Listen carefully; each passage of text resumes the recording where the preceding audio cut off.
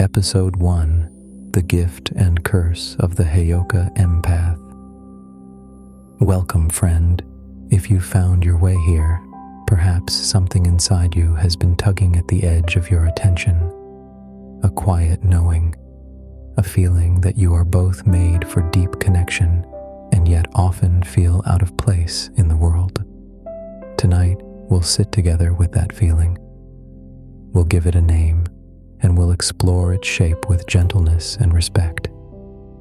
We'll talk about the Heyoka Empath, a figure who carries the medicine of mirrors, the tenderness of a healer, and the paradox of the sacred trickster. We'll explore the gift and the curse, how a power that can awaken others can also leave the bearer overwhelmed, misunderstood, and tired in their bones. And we'll find simple, steady ways to ground that power, to place it in a safe container, so that it supports your life rather than consuming it. If you're listening in the dark or on a bus, or while washing dishes slowly at the sink, let your breath soften. There's nothing to achieve here, no test to pass, only the slow unwinding of what you already know. We'll move at a gentle pace. I'll speak as if we're sitting across from each other, perhaps with a warm cup between our hands. Every so often, I'll ask the kind of questions that don't need answers, questions meant to stir the water, to invite reflection. You can let them float by, or you can catch one and hold it near. Tonight's journey will follow a simple arc. First, we'll ask, who or what is a Heyoka? We'll honor the Lakota origin of that word and the archetype of the sacred clown who disrupts to heal. Then we'll turn to the unique traits of the Heyoka Empath, how mirroring and emotional reflection can provoke growth in others, sometimes without a single word. We'll spend time with the blessing, the heightened intuition, and the deep healing presence that ripples out when a Heyoka Empath is centered. We'll also step into the shadow, overwhelm, isolation, and the ache of being misunderstood. Finally, we'll return to the body and the day with practical tools, grounding boundaries, and the art of channeling energy into forms that serve you and your community. We'll end where we began, at the crossroads of paradox, learning to hold the yes and the no at once. There is time, there is space, you are safe here. Let's begin. Who or what is a Heyoka? The word comes from the Lakota people and is often translated as sacred clown. In that sacred role, a Heyoka might behave in ways that appear contrary, doing the unexpected, speaking truths in a way that disarms the mind, or turning the familiar upside down so we can see it fresh. The Heyoka is not a jester making light of pain. Rather, they carry medicine that uses paradox and humor to loosen the grip of what has grown rigid. Imagine a village where grief has settled like fog. The Heyoka might arrive with a playful gesture that makes people laugh through their tears, and in that laughter, the tight knot in the chest loosens. The energy moves, healing begins.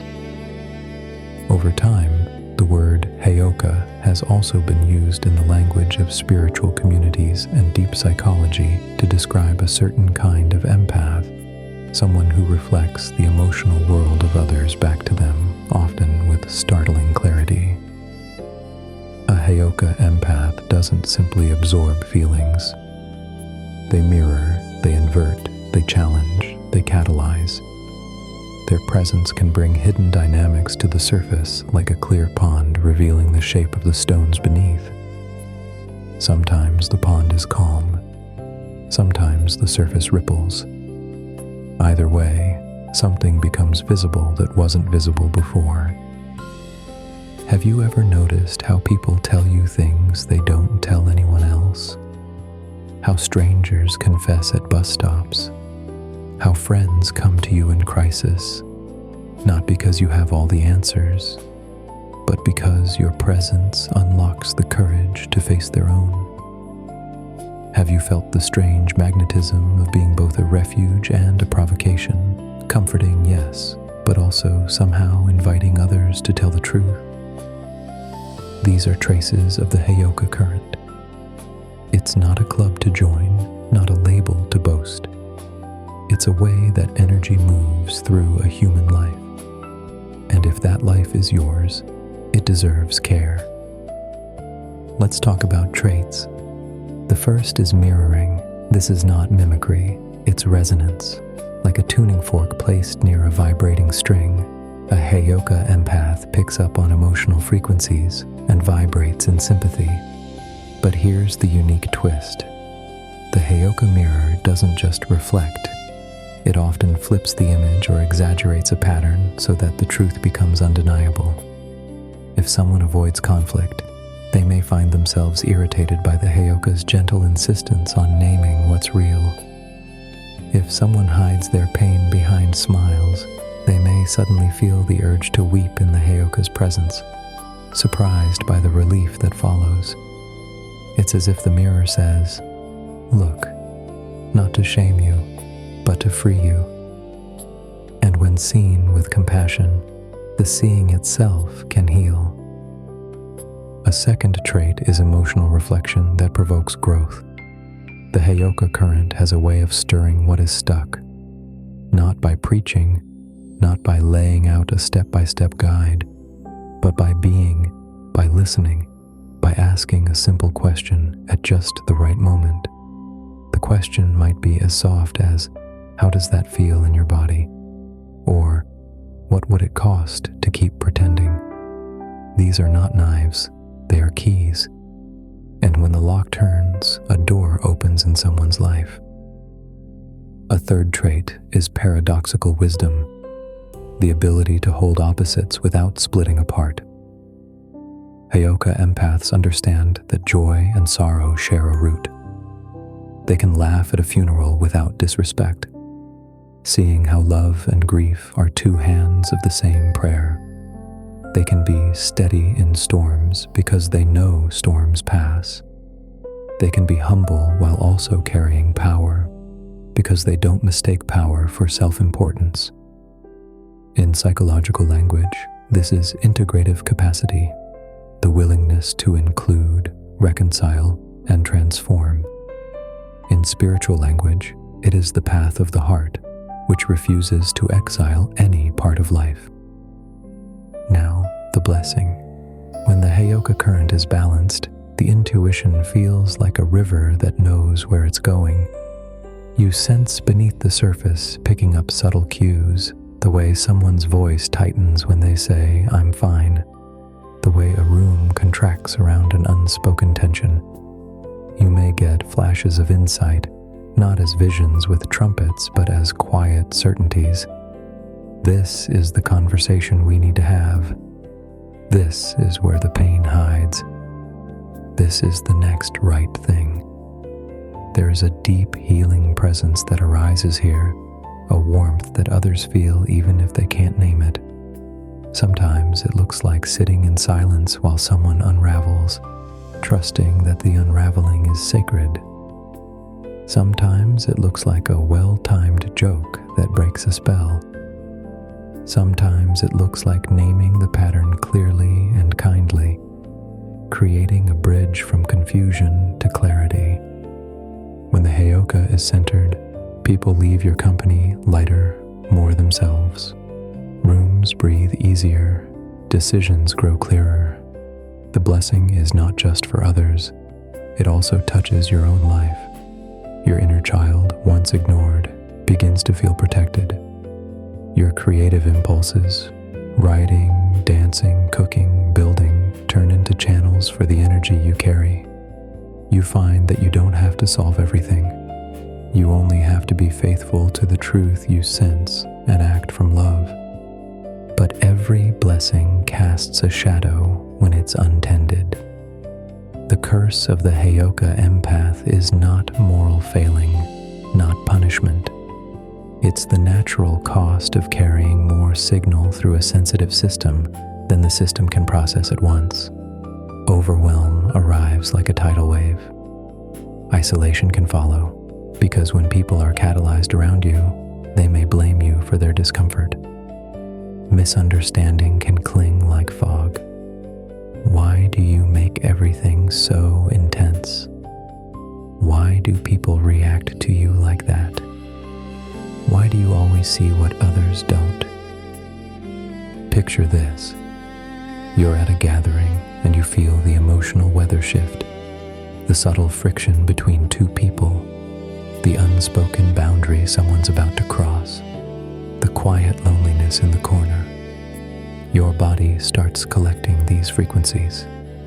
If you don't have a way to let the energy move, you become a crowded room inside your own chest. Later, alone, you may feel flattened, unusable, as if your life force has been siphoned out through invisible straws. If this is familiar, there's nothing wrong with you. You are not dramatic. You are not broken. You are not too much. You are simply wired to receive more data, and sometimes the dial gets turned too high. Another part of the curse is the mirror itself. When people glimpse their truth in your presence, some will feel relief and gratitude, but some will flinch, look away, and then look at you with accusation. You made me feel this. It's not personal, but it is painful. The Heyoka Empath has to learn not to swallow the projections of others. That's a lifelong practice, and it gets easier with tools, boundaries, and a community that understands. Let's step deeper into the core, the heart of this topic, and break it down into living pieces you can hold. We'll explore 5 insights. With each, I'll offer stories, reflections, and invitations to notice your own experience. Move slowly. Take what supports you. Leave the rest gently on the table. Insight 1. Mirroring is medicine when held with compassion. Imagine a friend who keeps choosing partners who cannot meet them. Each time the story is new, the names are different, but the pattern is familiar. Hope, urgency, caretaking, collapse. You feel it before they tell you. Your body tightens when they describe that new sparkle in someone's eyes, because your intuition hears the echo of an old song. As a Heyoka Empath, your mirror wakes up. The easy path would be to stay silent, nod along, and hope it turns out differently. But your medicine is truth wrapped in love. You might say, I hear your excitement. I also hear the part of you that's afraid of being left. Can we sit with both? Mirroring with compassion means we're not trying to win an argument or prove we're right. We're offering a reflection that says, I see you, all of you. I won't look away. This is where healing begins, because what is seen can be chosen. What remains unseen chooses for us. Without compassion, the mirror cuts. With compassion, the mirror invites. That's the difference between shame and awakening. Ask yourself, in the soft, private place of your own awareness, when have you offered this kind of mirror? And when have you needed it? Sometimes the hardest person to mirror with compassion is ourselves. If you can practice with you, your mirror becomes safer for everyone. Insight 2. Boundaries are bridges, not walls. There's a myth that sensitive people must armor up to survive, but armor makes it hard to feel the very signals that guide your gift. Instead of armor, consider bridges, clear pathways for energy to cross. A boundary is a shape you give your life so that love can flow without flooding you. For a Heyoka Empath, this might mean, I can sit with you for 30 minutes, and then I need to step outside and breathe. It might mean, I am available to listen, but I won't be the third party in your conflict. It might mean, I care deeply, and I won't carry what isn't mine. Boundaries take practice, and at first they may feel unkind. But remember, kindness without self-respect is just fear dressed up. Boundaries are what allow you to stay open without losing your center. Think of a riverbank. Without it, the river becomes a swamp. With it, the river moves cleanly, nourishing fields along the way. The trick is to shape your banks with flexibility. Life changes. So do we. Insight 3. Humor is holy when it loosens what's stuck. The sacred clown archetype lives here. Laughter at the right moment can dissolve a knot that hours of analysis cannot touch. It breaks the trance of seriousness that turns truth into burden. Humor is not avoidance, it's a release valve. It says, we are small under the stars and that's okay. Picture a tense family dinner. Everyone is tiptoeing around the elephant in the room. You feel your shoulders rise. The air is thin. Then someone cracks a gentle, absurd joke. Something that doesn't target anyone but points out the absurdity of the performance. The room exhales. People smile. The elephant sighs. And in that exhale, it becomes possible to speak honestly. For a Heyoka Empath, cultivating this kind of humor is not about being entertaining. It's about skillful timing. It's knowing that sometimes the most compassionate thing is to make space for breath. And laughter is breath multiplied. Insight 4. Solitude is not punishment. It is replenishment. When the world is loud, solitude can feel like exile. But for a sensitive system, solitude is the repair shop. It's where you stitch up the small tears the day made in your energy field. It's where you return to your own frequency after harmonizing with everyone else's. This doesn't have to look like disappearing for months. It can be a walk without your phone. It can be closing your eyes on the train and listening for the rhythm under the noise. It can be sitting on the floor of your bedroom for 5 minutes, hand on heart, and whispering, I'm here. Here's a paradox. The more intentional your solitude, the more present you can be in company. Solitude without shame is like charging your lantern before a long night walk. You don't apologize for plugging it in. You're grateful that it will help you see the path for you and the ones who walk with you. Insight 5. Your role is to awaken, not to rescue. This may be the tenderest part. Heyoka empaths often have a rescuer's reflex, an impulse to dive into the river whenever someone yells from the shore. But if you drown, no one is saved. And sometimes the most healing thing you can do is stand on the bank and point to the bridge. Awakening is different from rescuing. Awakening trusts the other person's soul. It says, I believe you can cross. I'll walk beside you. I'll shine my light. I won't carry you because your muscles grow when you move. Rescuing, on the other hand, can be a subtle way to avoid our own discomfort with another's pain. It's easier in the moment to jump in and fix than to stay grounded while someone feels their feelings. But in the long run, rescuing steals growth from both of you. When you remember that your task is to awaken, you can offer your mirror without taking over, your love without losing yourself, your wisdom without making it a pedestal. You become a companion, not a savior. And companions can walk far. We've touched the heart of things. Now let's slow the pace further and step into a guided reflection. You can close your eyes if that feels good. You can keep them open and rest them gently on the world. Either way, notice your breath as it is. No need to lengthen or perform.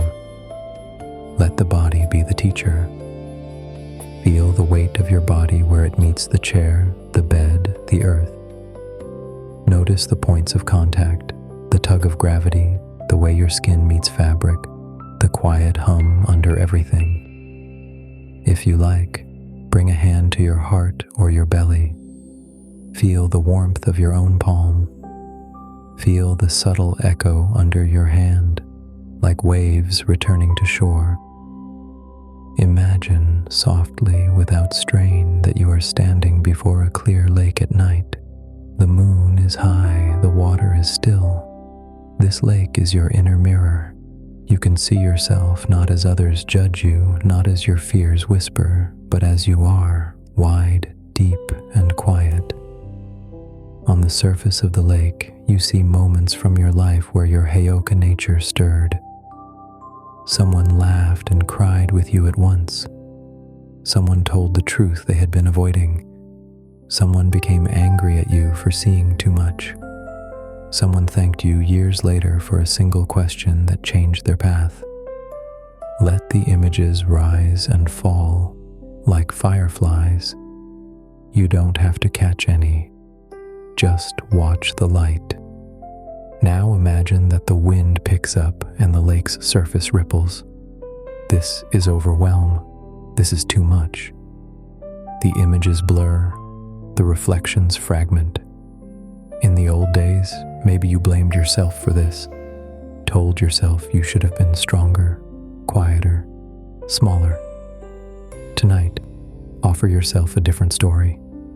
Whisper, if you like. There was too much signal for one body to hold.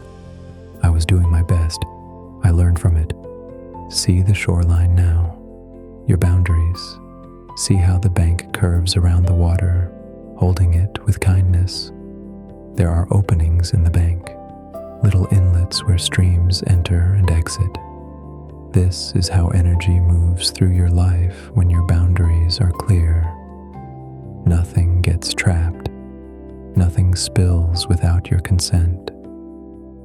Imagine you lay stones along the shoreline, 3 stones that carry intention. On the first stone, inscribe, "Compassionate mirror." This is your promise to reflect with love, not with a blade. On the second stone, inscribe, "Steady banks." This is your promise to shape your boundaries so the river flows. On the third stone, inscribe, "I awaken, I don't rescue." This is your promise to honor the sovereignty of every soul, including your own. Feel how your body responds as you place these stones. Maybe there's a little more space around your heart. Maybe your jaw softens, maybe your shoulders lower like birds settling on a branch. Now, look up at the moon. Notice how it does nothing to become what it already is. It simply reflects the sun's light. It waxes, it wanes, it doesn't apologize for changing shape. Let yourself be lunar about your gift. There will be nights of fullness and nights of newness when your light feels hidden. Both are sacred. Both belong.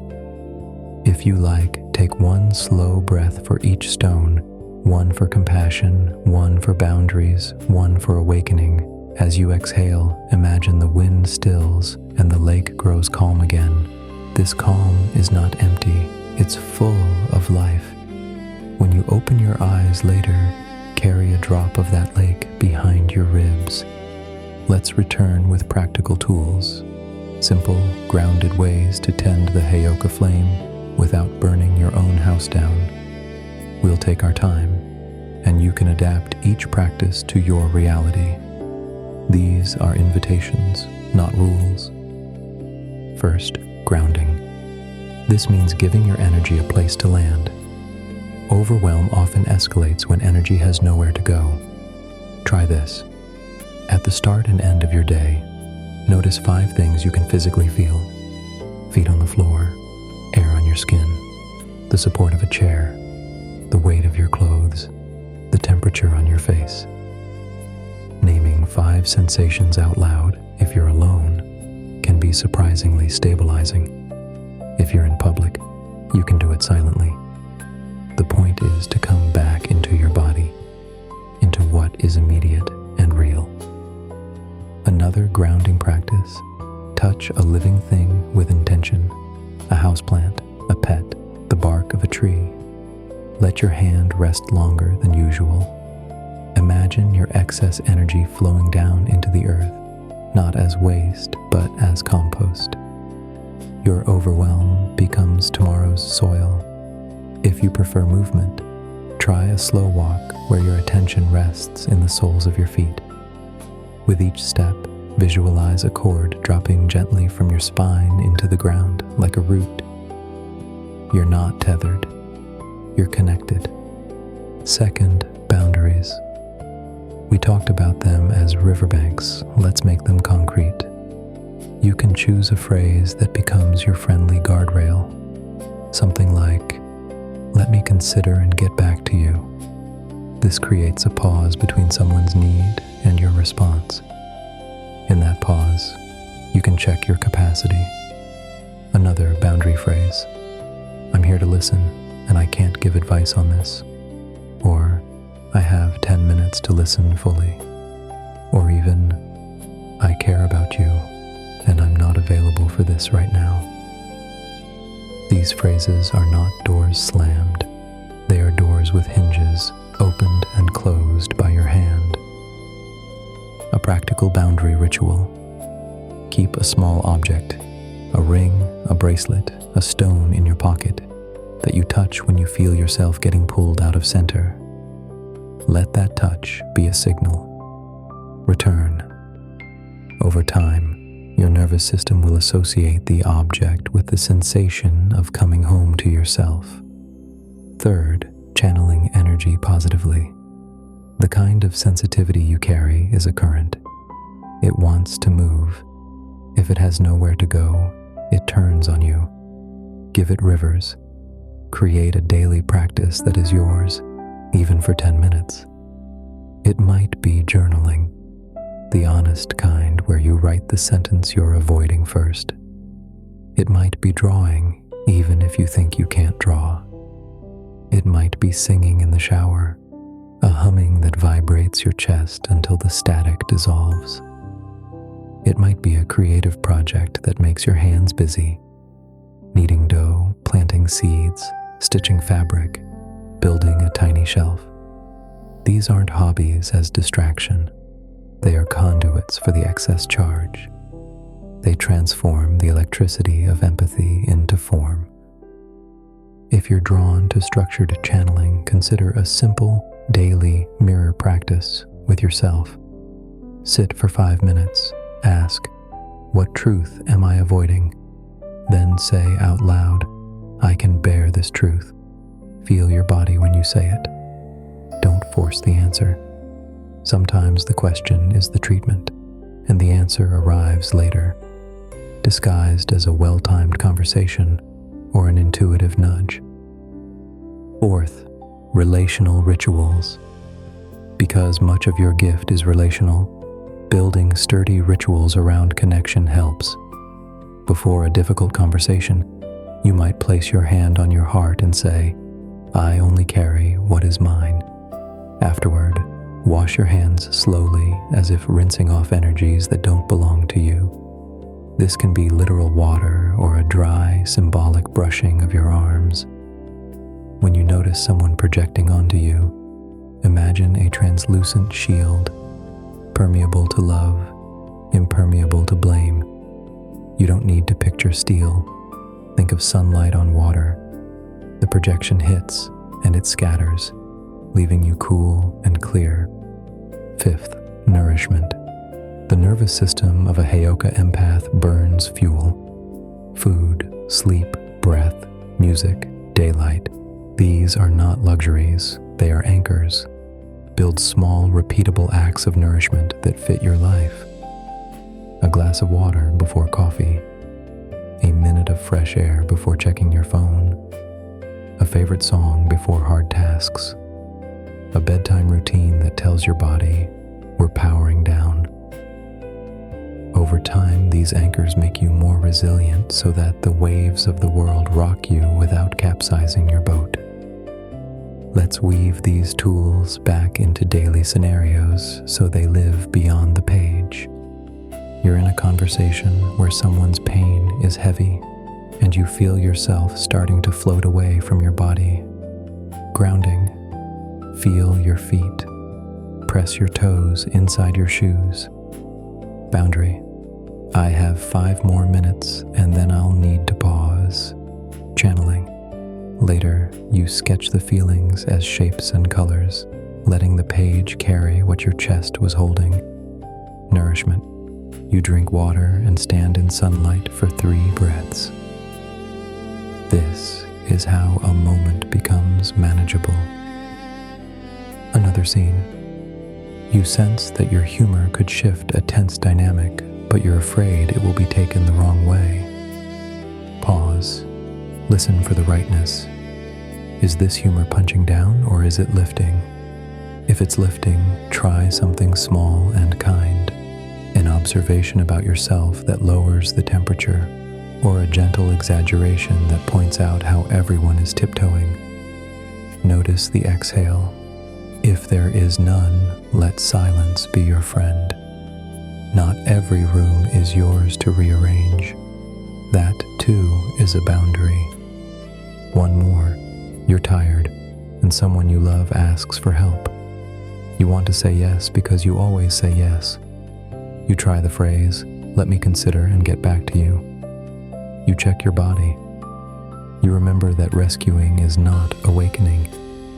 You decide to offer presence for 10 minutes now and a longer conversation tomorrow when you're rested. You tell them the truth. I want to give you my whole attention, and I don't have it right now. Can we find a time tomorrow? Most people will meet the truth with relief. If they don't, that teaches you about the relationship. Your boundary becomes a mirror for them, and that's okay. We're nearing the shore. Let's gather what we've found. A Heyoka Empath is a mirror with a heartbeat. Rooted in the Lakota archetype of the sacred clown, the Heyoka carries medicine that uses paradox, humor, and deep seeing to heal what has grown stiff with fear. The unique traits, mirroring, emotional reflection that provokes growth, and the capacity to hold opposites, can bless every room you enter when you're centered. Your intuition becomes a trustworthy river. Your presence becomes a quiet refuge. At the same time, this gift arrives with a cost. Overwhelm, isolation, and misunderstanding are not signs that you are failing.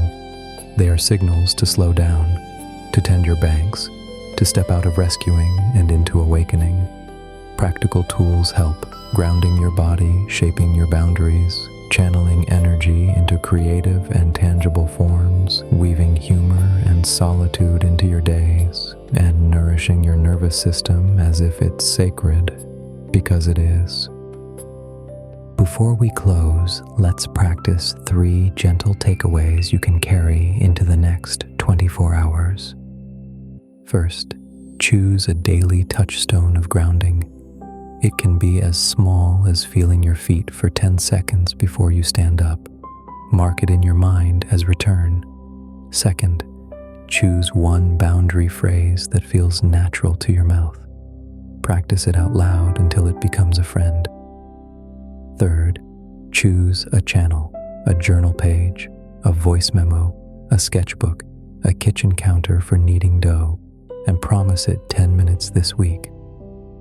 Let the extra charge have somewhere to go, and if it helps, here are quiet affirmations you can whisper under your breath, like sutras stitched into your day. I reflect with compassion. I only carry what is mine. My humor loosens what is stuck. My solitude refills my lantern. I awaken, I do not rescue. My sensitivity is a strength in a safe container. Now, a final story to hold the paradox we've been moving with. Imagine a village where a long winter has settled. People keep their heads down. The cold has entered their conversations. A Heyoka walks through the square wearing mismatched boots, one oversized, one child's shoe, and a hat with a tiny bell that jingles just enough to be ridiculous. Children giggle, elders frown, then smirk. Someone asks, "Why are you dressed like that?" The Heyoka shrugs and says, "I thought I'd give spring a reason to come early." It's silly, it's tender, and in that moment, a small gap opens in the heavy sky. People look up. They notice the light already lengthening at the edge of the clouds. Nothing has changed, and everything has. That's your medicine. Not to deny winter, but to make room for spring to remember us. Sometimes your mismatched boots will be a question. Sometimes they will be a boundary. Sometimes they will be a breath of humor. Sometimes they will be silence. Yes, silence can be the brightest hat. Wear them with love. You are not here to fix the world. You are here to love it awake, one honest reflection at a time. And the world, loved like that, remembers how to heal itself. As we close, place a hand on your heart if you want to. Feel the pulse that has kept time through every season of your life. Remember the lake, the stones, the moon. Remember that your mirror is a gift when it is held with compassion, that your boundaries are bridges, that your humor is holy, that your solitude is food. Remember that the curse, the overwhelm, the isolation, the being misunderstood is not your identity. It is weather. It will pass. With each passing, you will learn how to build a better shelter. Thank you for walking this first path with me. Thank you for the courage to name your gift and your ache. Thank you for the tenderness you bring to the people around you. If you feel quiet now, let the quiet be an ally. If you feel stirred, let the stirring become a gentle plan. One small thing you'll do differently tomorrow to honor your sensitivity. Embrace the paradox. You are both a mirror and a person with needs. You can reflect others and cherish yourself. You can be soft and strong, silly and wise, solitary and connected. You are allowed to be a work in progress and a healing presence at the same time. That is not a contradiction. That is a living truth. This was Heyoka Therapy. If this message resonated, let it sit in your heart tonight.